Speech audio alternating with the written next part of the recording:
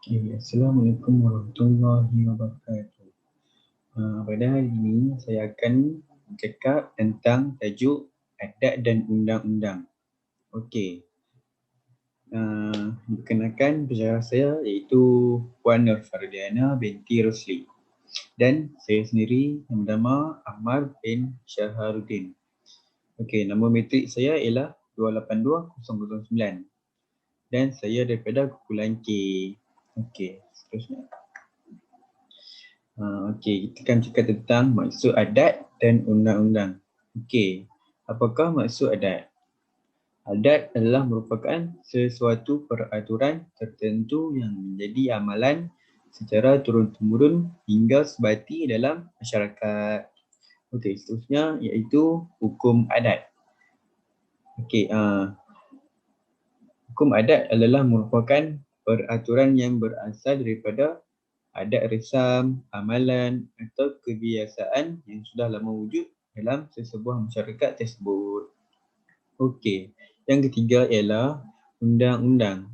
Undang-undang merupakan peraturan tertentu yang telah dikanunkan dan ia mesti dipatuhi oleh semua masyarakat. Selain itu, ia juga menjadi panduan kepada perkara dan hukuman yang akan dibuat. Hukum adat. Apakah maksud hukum adat? Okey, hukum adat adalah hukum adat hukum adat terbagi pada dua, iaitu adat perbatih dan adat temenggung. Okey, bagi adat perbatih, ia berasal daripada gelaran Sultan Balun, iaitu daripada Datuk Perpatih Nan Sebatang. Okey, manakala bagi adat temenggung pula, ia berasal daripada gelaran Kekanda Tiri Sultan Balun, iaitu lebih dikenali sebagai Datuk Ketemenggungan. Okey, di antara kedua hukum adat tersebut, mereka telah menjadi pengasas kepada institusi adat Melayu yang terbesar pada masa tersebutlah. Okey, kita akan cakap tentang pengasas dan bentuk bagi adat perpatih dan temenggung. Okey, bagi adat perpatih, pengasasnya ialah Datuk Perpatih Nan Sebatang yang berkuasa di Pagar Ruyung. Selain itu, adat perpatih ni dibawa oleh orang Minangkabau ke Negeri Sembilan pada abad ke-17. Adat perpatih ni juga diamalkan di Negeri Sembilan dan Nani. Okey, manakala pengasas kepada adat Temenggung ialah Datuk Ketemenggungan yang berkuasa di Palembang. Selain itu, adat Temenggung ini dibawa masuk oleh Datuk Ketemenggungan pada abad ke-15. Selain itu, adat Temenggung ini ia juga diamalkan di negeri-negeri Melayu kecuali di Negeri Sembilan sahaja. Okey, bentuk adat perpatih ialah ia diwarisi secara lisan. Selain itu, kaum wanita mereka berhak mewarisi harta dan keturunan. Seterusnya, bagi anak perempuan, mereka menjadi asas kepada kewujudan kaum. Okey, bentuk adat Temenggung pula, mereka mempunyai pengaruh Hindu dan mempunyai unsur Islam yang mengikut mazhab Syafi'i. Selain itu, bagi adat Temenggung, kaum lelaki mereka dianggapkan sebagai golongan yang meneruskan keturunan keluarga tersebut. Okey, seterusnya, anak lelaki juga dapat mewarisi harta ayahnya. Okey, kita balik kepada bentuk dan pelaksanaan adat perpatih. Okey, bagi bentuk dan pelaksanaan adat perpatih dari segi sistem politik mereka. Yang pertama ialah sistem politik mereka bercorak demokrasi, iaitu secara bermuafakat melalui wakil setiap suku. Okey, yang kedua ialah pemerintah mereka mesti mematuhi undang-undang dan tidak boleh bertindak sesuka hati. Dan yang ketiga ialah orang lelaki tiada hak kecuali mentadbir. Selain itu mereka juga yang melanggar adat akan dihukum. Okey, yang keempat ialah yang di-Pertuan Besar adalah pemerintah. Dan ia merupakan pemerintah yang tertinggi, tetapi pemerintah tersebut dia tidak mempunyai hak untuk memilih pembesar.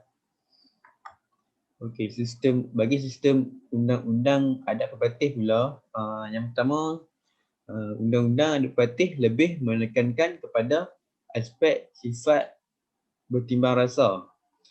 Okey, yang kedua ialah hukuman yang dibuat dalam undang-undang adat perpatih, ia bertujuan untuk memperbaiki keadaan dan ia tidak bertujuan untuk menghukum pesalah. Dan yang ketiga ialah kesalahan yang dibuat akan didenda mengikut tahap kesalahan tersebut. Okey, yang seterusnya. Bentuk dan pelaksanaan bagi adat Temenggung.